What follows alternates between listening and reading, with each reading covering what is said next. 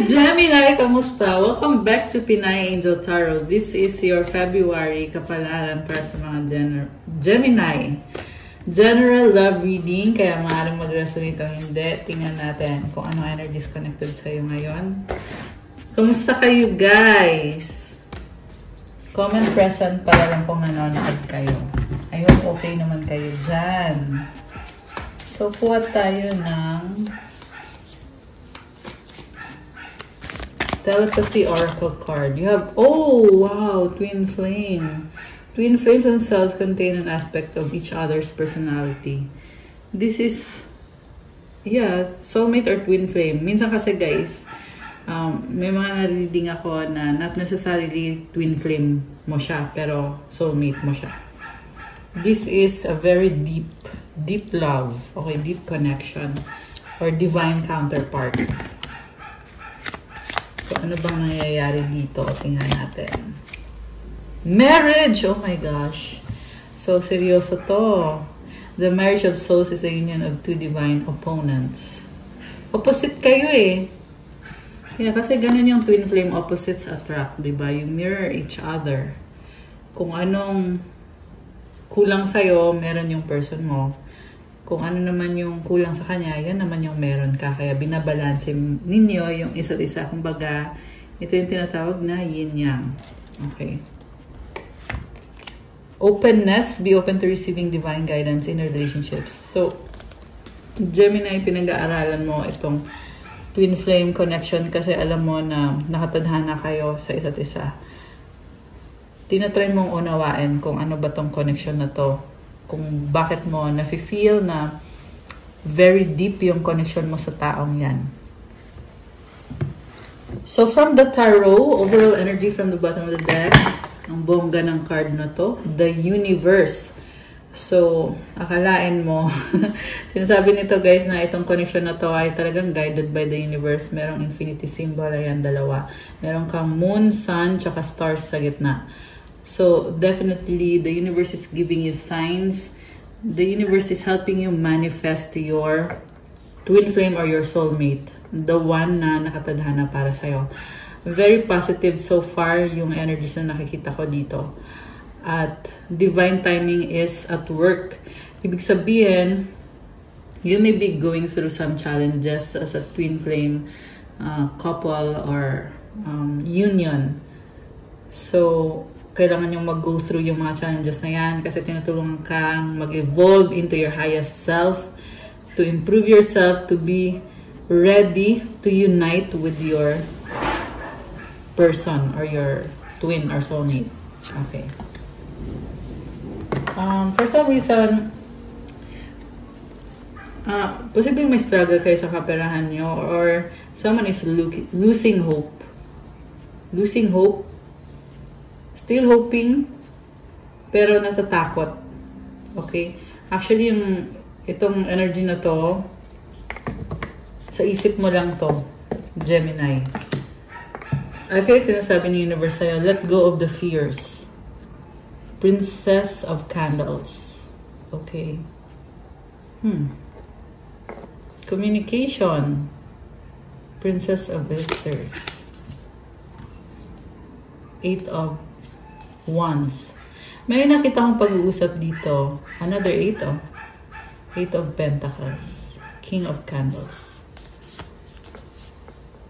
So, I see na gusto nyong kumonek sa taong to. I mean, gusto nyong kumonek sa isa't isa para magkaroon ng pag-uusap kung paano aayusin yung relationship nyo. How to work with the partnership or the connection. Kasi there is a strong attraction, King of Candles. Strong and magnetic. Sa ngayon, merong pagpaplano. Mukhang you are really taking your time. May mga fear din kasi. Ayan, may mga fear si Gemini. Okay. So, gusto kong tingnan yung ibang cards dito. We have the Sun. Wow. Ace of Talismans, 7 of Pentacles, 6 of Pentacles, 10 of Wands. Okay, clarity about new beginning, investing para magkaayos kayo, and trying to control the situation. Okay, may bagong simula dito sa connection ninyo. And gusto nyo ibalik. Ibig sabihin, nagkaroon na kayo ng relationship pero hindi nag-work out. At ngayon, you feel very optimistic at meron may mabilis na energy dito na you want to connect with your person. Or possibly din itong energy na to ay energy ng person mo na gustong kumonek sa'yo. Gusto ng pag-uusap. Kasi nagkakaroon ng kaliwanagan, positivity. This is also about leadership. And again, taking action. Itong the Sun card. This is a very positive reading. Pero mind you, may mga problems dito na sobrang struggle. Pero kaya ko ina-emphasize na positive to. Kasi dumating na kayo sa point na kumbaga nakita niya na lahat eh. So, ngayon naliliwanagan na kayo sa kung ano yung dapat ayusin dito, kung ano yung dapat mangyari. At kung ano yung makakabuti para sa'yo at para sa person mo. Grabe. Marami kayong pinagdaanan dito, guys.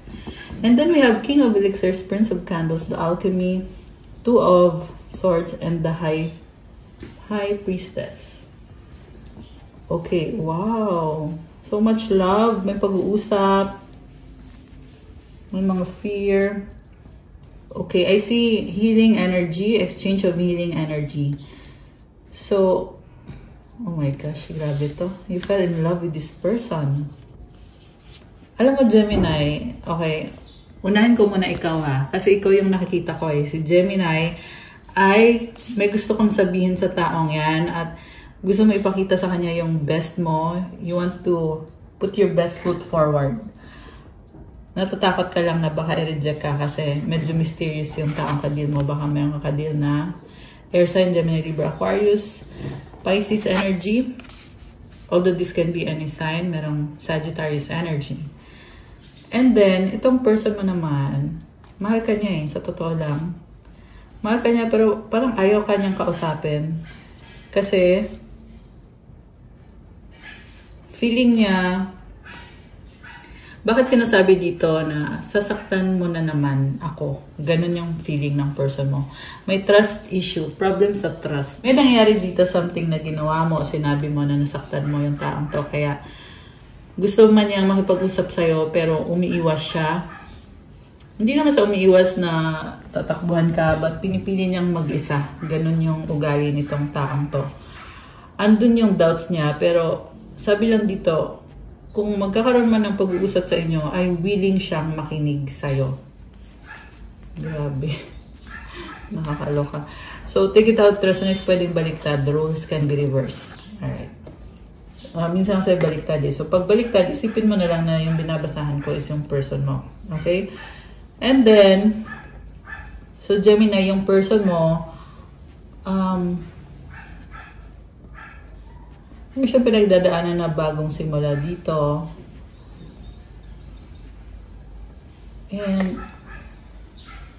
this person is investing on himself or herself na kahit nahihirapan siya pero kinakaya niya mag-isa. Parang feeling niya iniwan mo siya sa ere. Okay? Again, roles can be reversed. Okay? Pwedeng ikaw yung naiwan sa ere. Pero for this reading, ito, sinasabi sa akin, itong taong to, ay feeling niya iniwan mo siya sa ere. Kaya, inisip niya na siya na lang, mag-isa na lang niya aayusin yung sarili niya, yung buhay niya.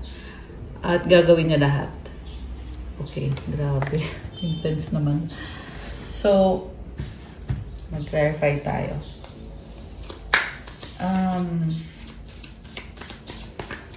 Magkakasundo ba itong si Gemini at yung person niya? Magkakasundo ba sila? Strength. Oo, magkakasundo naman. Kasi lang parang hindi kayo nag-uusap. Oh, wow! Oh my gosh! Nagulat ako. Magnum Opus card. So guys, alam mo sinasabi dito, definitely magkakasundo kayo. Parang kayo lang yung natatakot na harapin yung problems. Pero sa totoo lang, pag hinarap nyo to, sinasabi dito, merong pagbabalikan dito. Gemini. So, ayan, i-claim mo na to. Kasi lumabas dito eh. Sinasabi sa akin dito na magkakabalikan kayo. Or magkakaayos kayo. Yung iba naman ay mauuwi sa kasalan. Okay? Kanina merong marriage. Yung problem kasi dito is parang kayong pinapakiramdaman nyo yung isa't isa. So, someone needs to do something or to start something. Merong nagpapataasan ng pride. Okay, so now I also see na itong person mo, Gemini, this person is having a glow up right now. This is a manifestor at hangang-hanga ka sa taong to.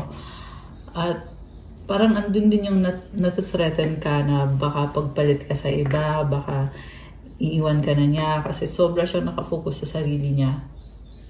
Okay, grabe. Intense. Alright. So, ano naman ang actions? Okay. Connected to Gemini, 3 of Pentacles. So, may iba kang kausap. Third party situation ba to? Kasi may nakita kong partnership. May other person na kausap mo or other persons na involved. Isa din to sa humahadlang eh. Kasi may nakita ko negative thinking sa part mo, sa part ni Gemini, about the relationship, kung kaya nyo bang supportahan yung isa't isa, kaya nyo bang mahalin yung isa't isa. Parang instead na kayo directly mag-usap, ay kumukonsult pa kayo sa iba. So parang sinasabi dito, kung may gusto ko itanong sa person mo, diretsuhin mo siya. Kasi dun mo makukuha yung kasagutan. Pero dahil nga sa fear mo, may fear ka eh. Yan yung mahadlang sa'yo na parang mag-reach out directly sa taong yan. Oh, 2 candles, twin flames to. Oh my gosh, grabe. Ayan, oh, twin flames ulit. 2 flame. Nakakaloka. So, you energize each other. Kita mo, connected yung 2 candles. Merong arch ba tawag dyan? Oh. And then,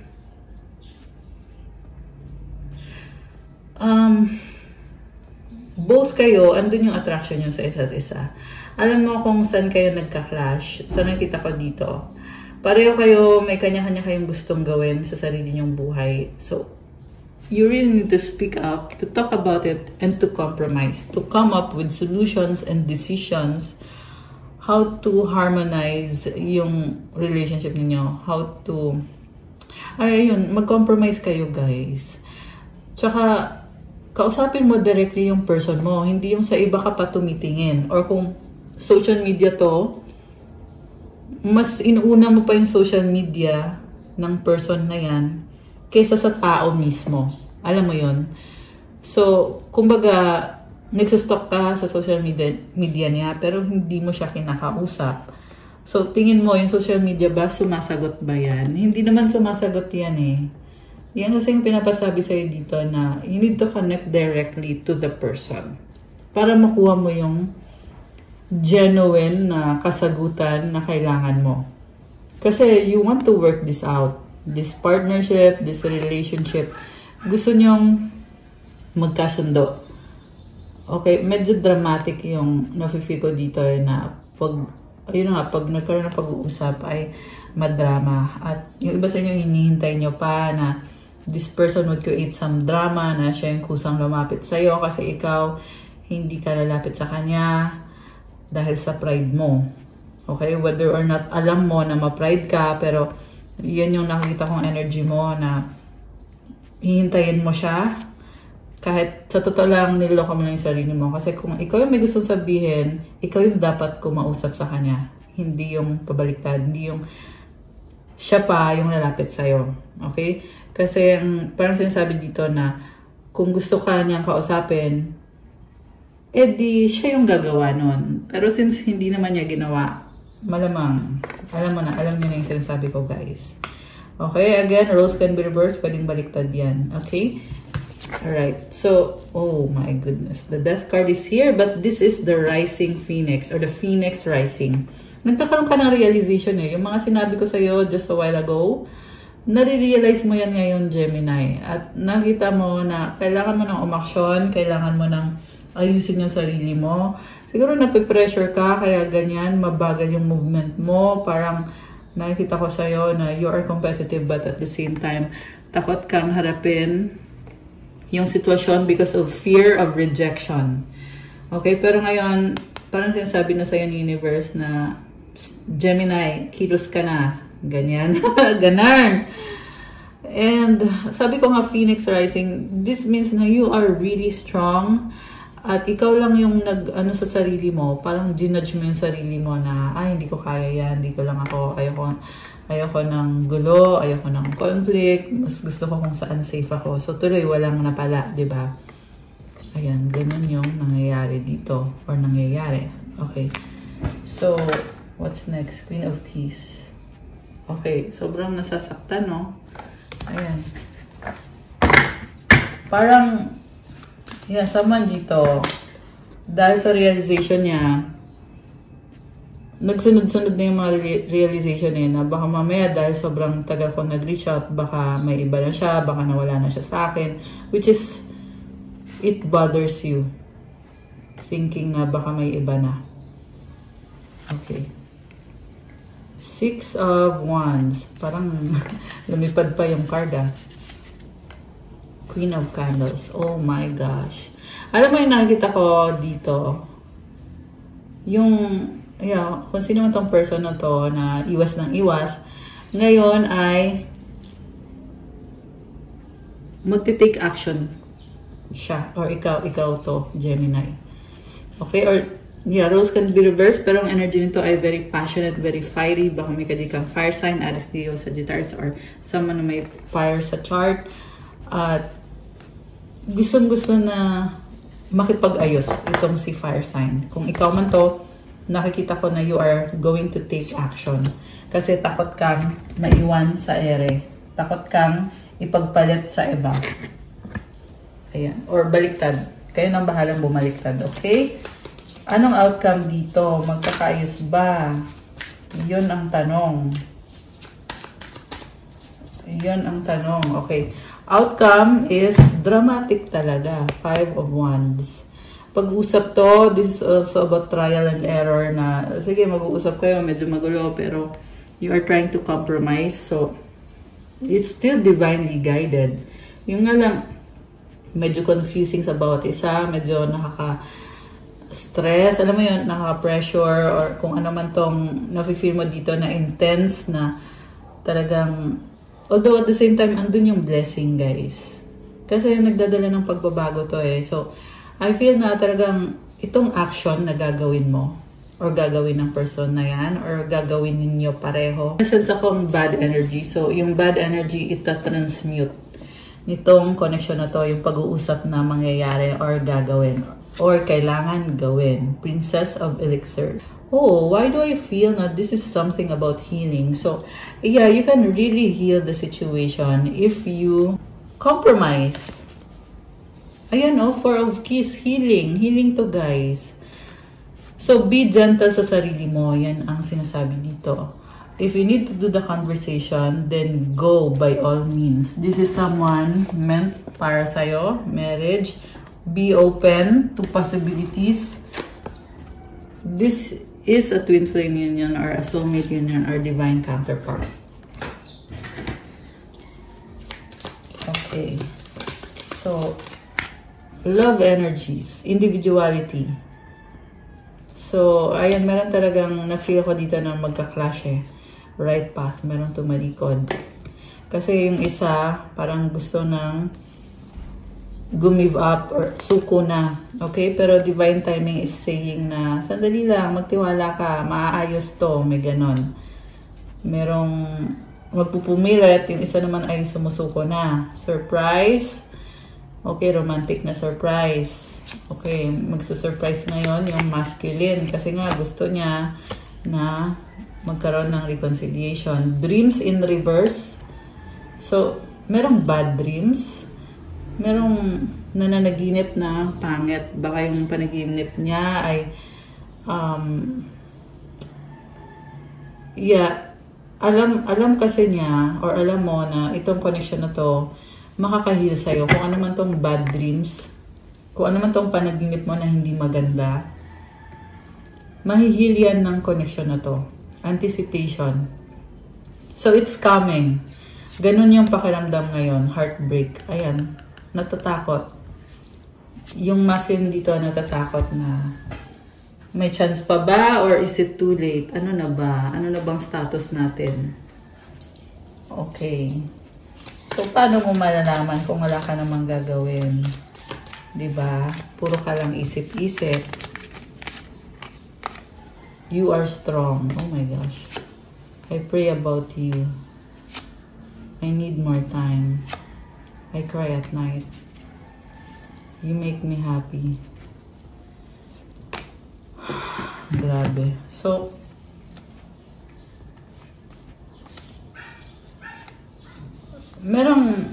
yung iba sa inyo guys, yung card nyo ay narcissist. So, mag-ingat kayo dyan ha. Kasi, ginagamit yung energy mo. Or baliktad. Okay? Take it out, resonates. Mag-ingat kayo. Merong iba dyan. Yung ibang nasagat natin dito.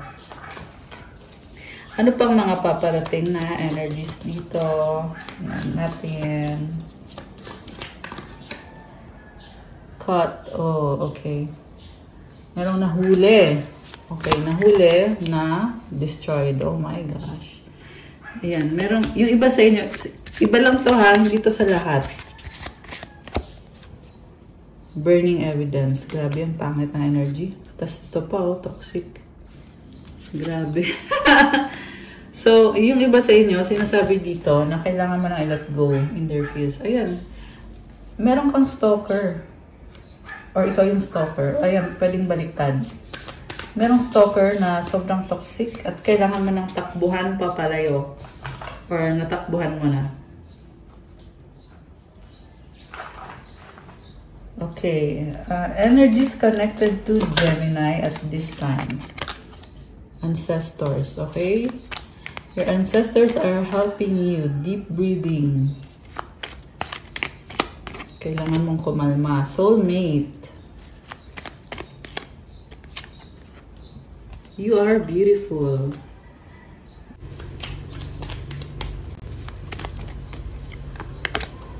Money, money, money. Creativity. So, napakagandang energies. Starseed. Alam mo, mag-ingat lang. Kasi merong naiinggit sa iyong kagandahan at kakayanan. Life purpose. Unicorn. Dahil ikaw ay kakaiba. Pwedeng baliktad. So, that's all for our love reading para sa mga Gemini ngayong February. Thank you for watching, guys. Please like the video, comment, subscribe, hit the notification bell. Let me know kung nag-resonate ba. Kung kailangan nyo ng gabay, you can book a private reading. Message lang kayo sa Viber or sa WhatsApp para mas mabilis. Nasa description box yung contact details ko. Check out my Instagram if you want to start your crystals journey. May mga crystals, marami at iba-iba. Tutulong sa'yo sa manifestation mo. Meron pang attract ng love, money, wealth, prosperity, abundance, mental clarity, focus, motivation, protection, opening of your chakras, at marami pang iba. So, tingnan nyo na lang po doon at message nyo na lang ako. Thank you, Gemini! Have a good day. God bless you all. Stay safe and see you again soon. Bye!